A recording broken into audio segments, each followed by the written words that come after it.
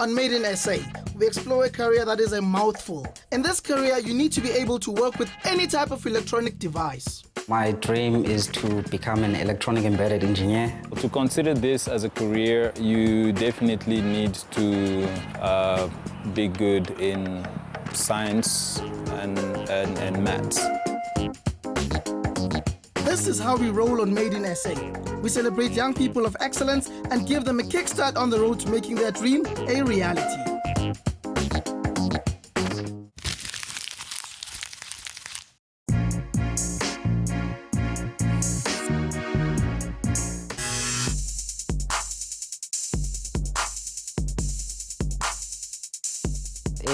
Lubabalo. I'm 24 years of age. I'm currently staying in Auckland Park, in Mill Park News, and I'm from Utnik in Eastern Cape. At Tinaga, I'm from KwaNobuhle, and Kulele Kona, and then went to school there. University, I did it in NMMU, which is a university in PE. The best thing where I'm staying in Mill Park is actually the fact that it's central in Joburg. So it's central in terms of transport. It's also central in most places like my university and where I'm doing my internship. The things that I do for fun, so when recently, like watching TV or playing music. Most of the time, yeah, I'll be listening to a lot of music, house music. And like on weekends, if I'm free, like another studies that I'm doing, or I don't have any test or submissions that I'm doing, I'll suggest with the chumzam that, okay, we can go to Rosebank or Lalipool.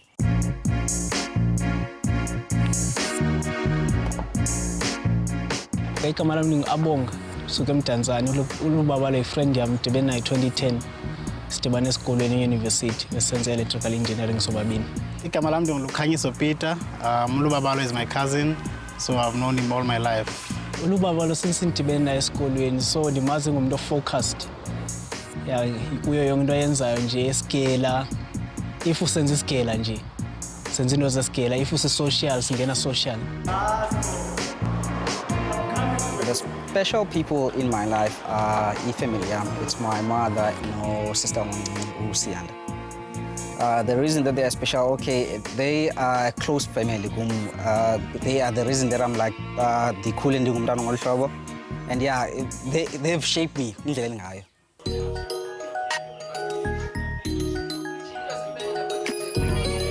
Lubabalo done all right, niki problems.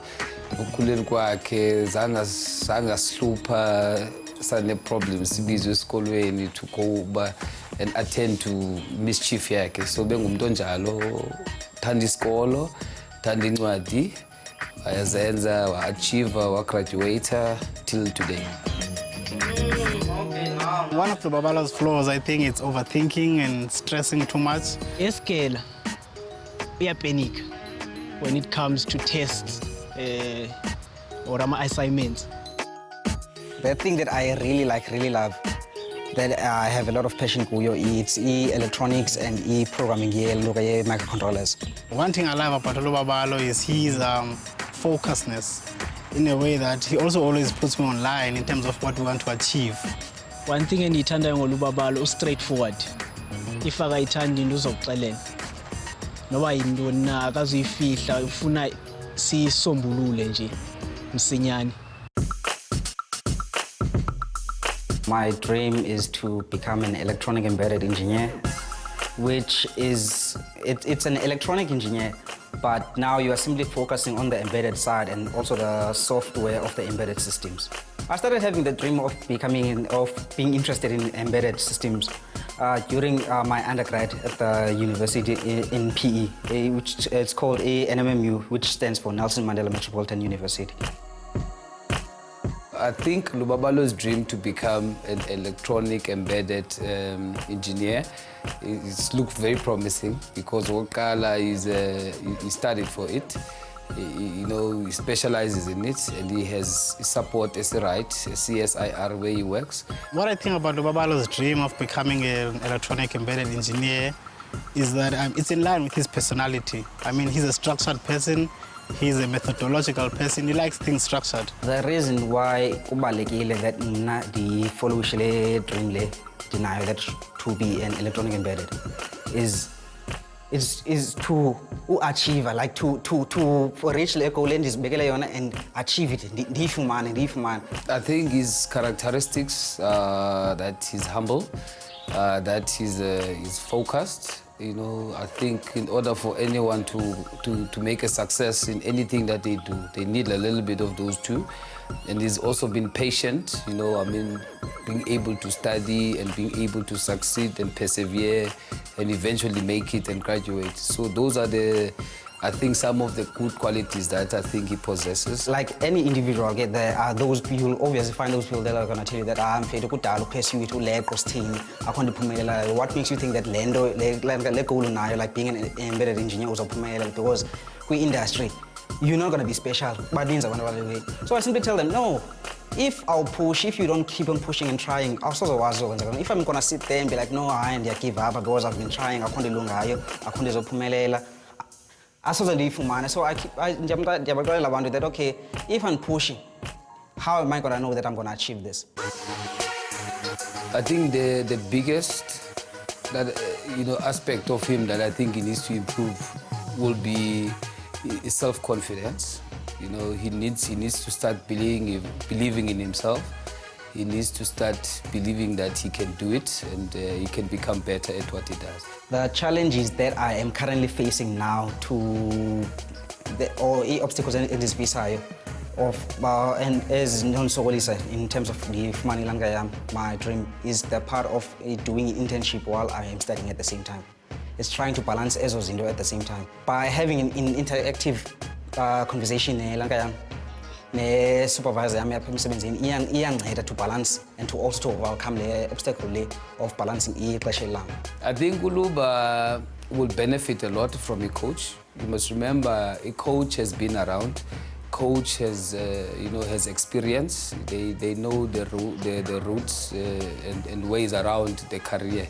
So I think he will benefit a lot in terms of the approach in how he needs to grow as an electronic embedded engineer. Lubabalo, I just want to say to you, the sky is the limit.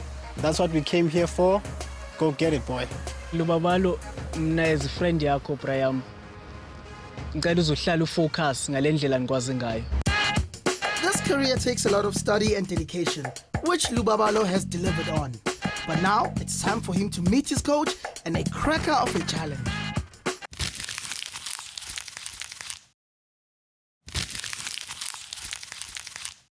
Today we are exploring the vast field of electronic embedded engineering. This career designs and creates everything electronic that we use every day and take for granted.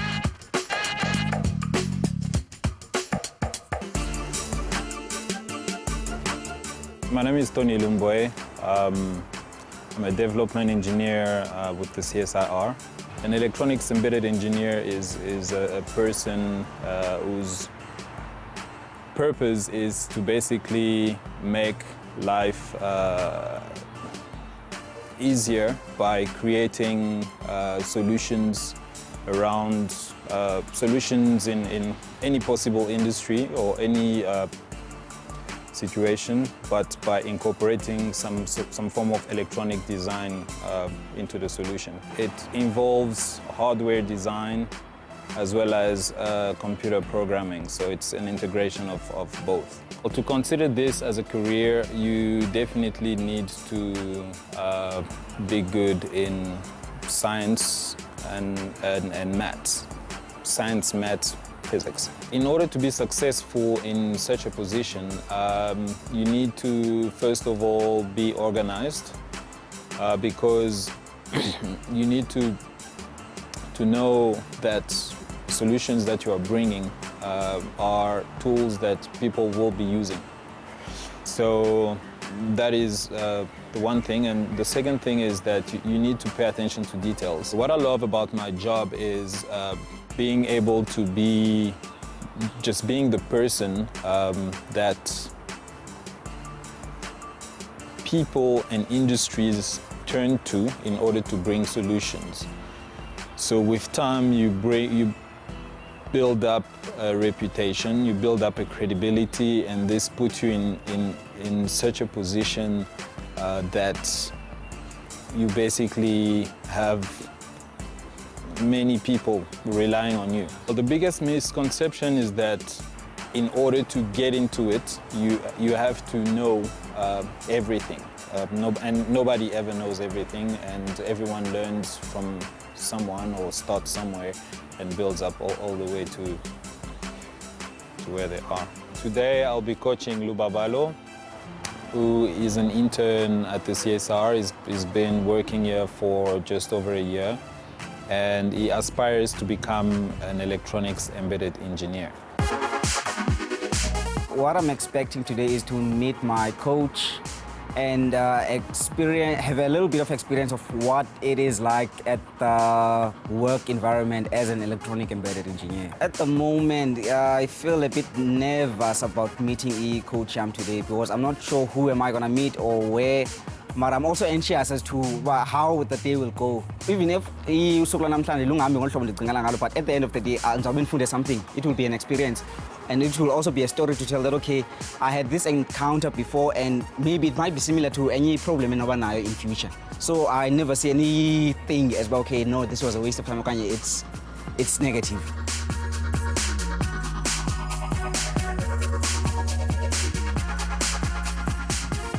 Hey, Luba. I'll be your coach today. You thought you could get away from the CSR and get another coach? No ways. Surprise, surprise. Is there anybody else that you had in mind that will be your coach? No, not at all. No, I had no one in mind, but I also didn't expect you to be my coach today at all. So, are you ready for your challenge? Yeah. Okay, let's go. Cool.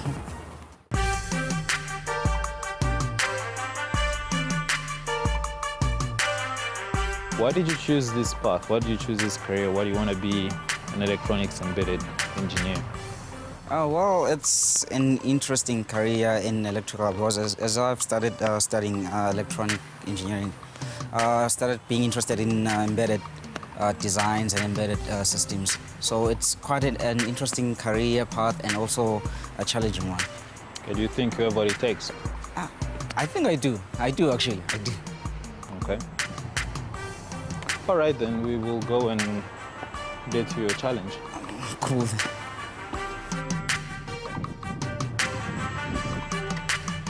Right, Lubabalo. So since Monday, I've asked you to familiarize yourself with this board, which is the Arduino Explorer.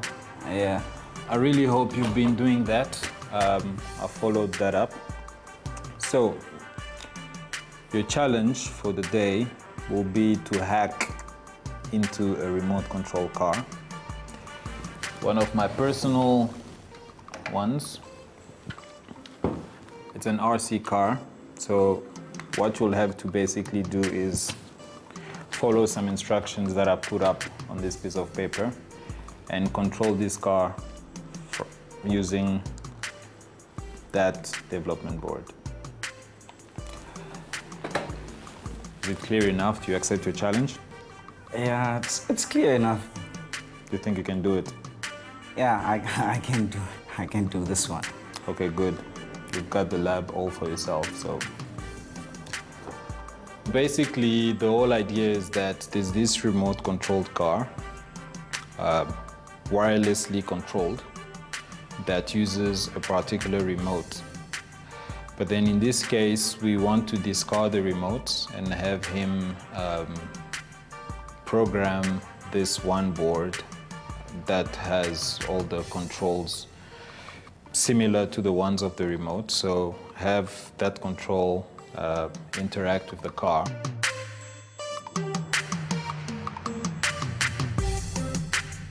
When I saw that Utoni is actually my coach for today, I was amazed and shocked because I didn't expect it at all. I didn't expect him to be giving me like the challenge. And I'm actually also interested in the challenge as well because, yeah, at some time I once worked with this device, the Arduino, for something else, but I'll see how things go.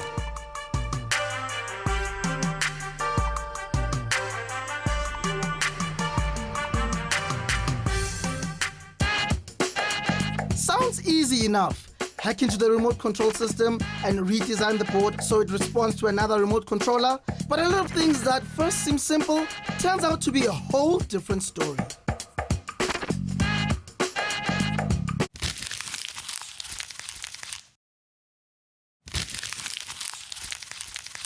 Today we are joining Lubabalo and his dream to become an electronic embedded engineer. And yes, you've guessed it, this career is about as complex as it sounds. Time for Lubabalo to race against the clock and redesign the command keys for a remote controlled car.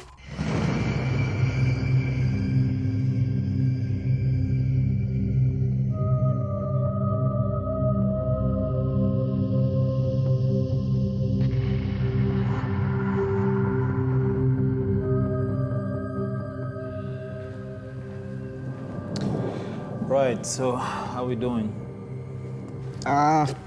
Things are coming okay. I did the first task of opening up the car and looking into the aisles. And then I started breaking down the variables, actually the inputs and outputs which I'm gonna use in the Explorer. And then simply draw a rough diagram of what I'll be doing down.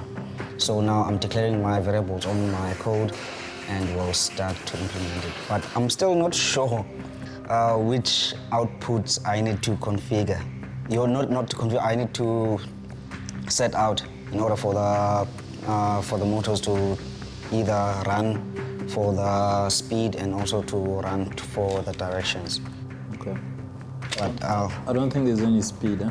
It's just a drive. It's just on and off, up and down. But I have an idea that I should use PWM, hence I drew how the circuit works. And if you do PWM, that means... we'll vary the speed. Yeah, but that's not necessary. You can just go full on or full off. Okay. No, I think for now I'm a bit on track.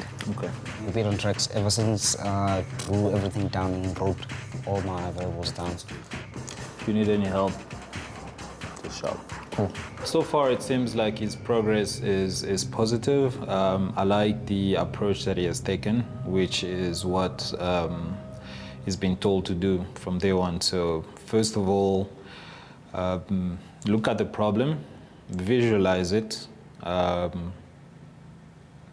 draw or write things down, and start implementing one step at a time.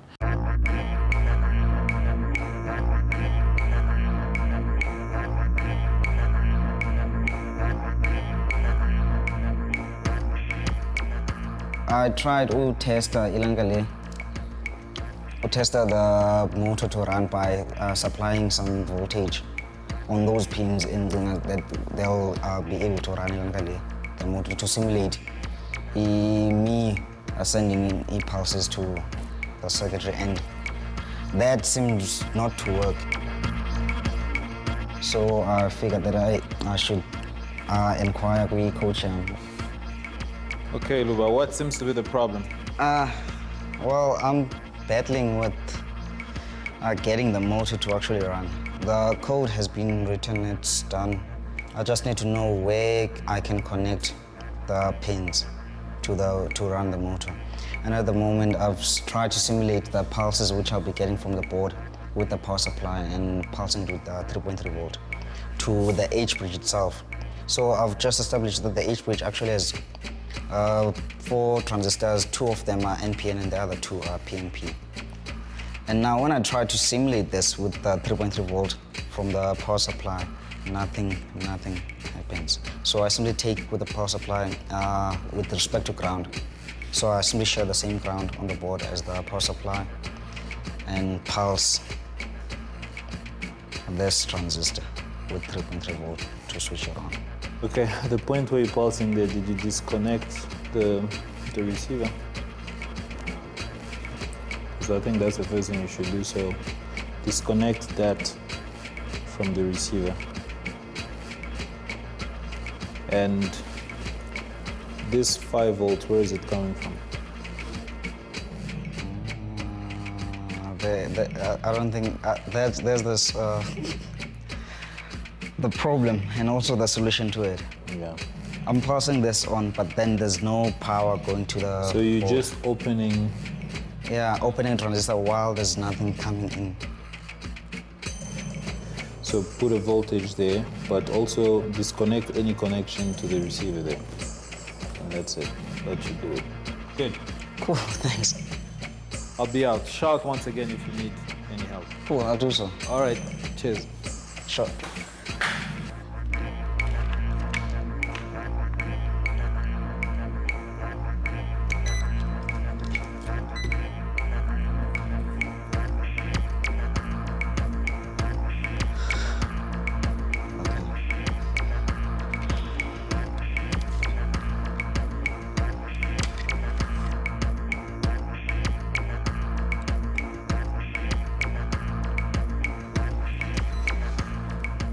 Okay, so how are we doing, Luba?